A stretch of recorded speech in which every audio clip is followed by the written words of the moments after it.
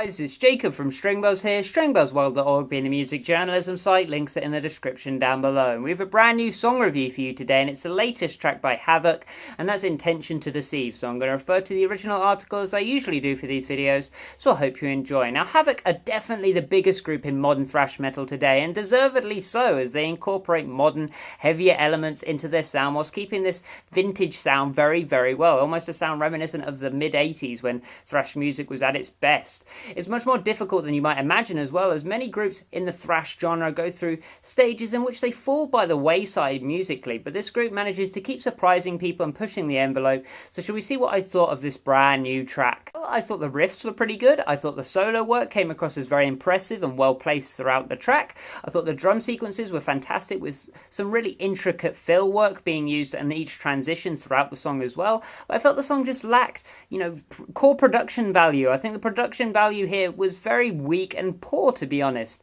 After reviewing a brand new EP from a metalcore group called The Forgotten Age, who are just a young group, a young independent group here in the UK just a couple days ago, that right there showcased that strong production values do matter exponentially when it comes to heavier music, much more than any other musical genre in my opinion.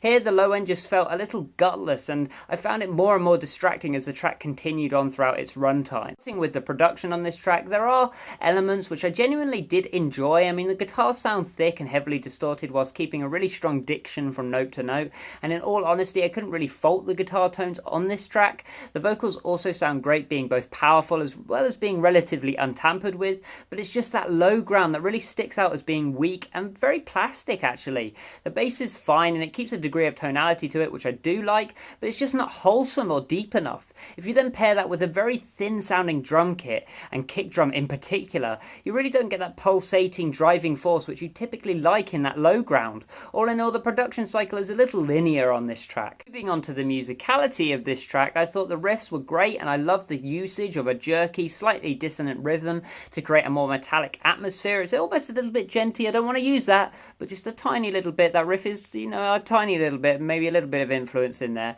I did think the guitars were a little too open string heavy though, as it reminded me a ton of some modern Slayer riffs, and I can't say I'm a big fan of that approach at all. I thought the drums were great though, utilising some interesting and diverse kick drum routines which added a thunderous atmosphere into the track, or rather collection of strikes into the mix. I thought the twin guitar decoration when used came across as blood pumping and original, despite the whole octave shift instrumental melody thing being worked into the ground at this point.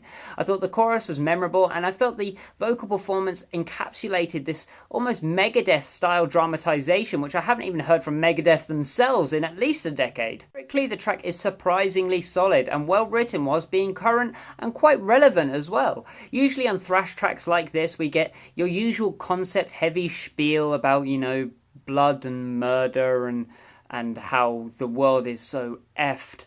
But yeah, this track was a little bit more, realistic, I guess you could say. So all in all, a solid track that is handicapped by terrible mixing. Strange one really to summarise. I mean, I did give it a G rating of 6 out of 10, which is just above average.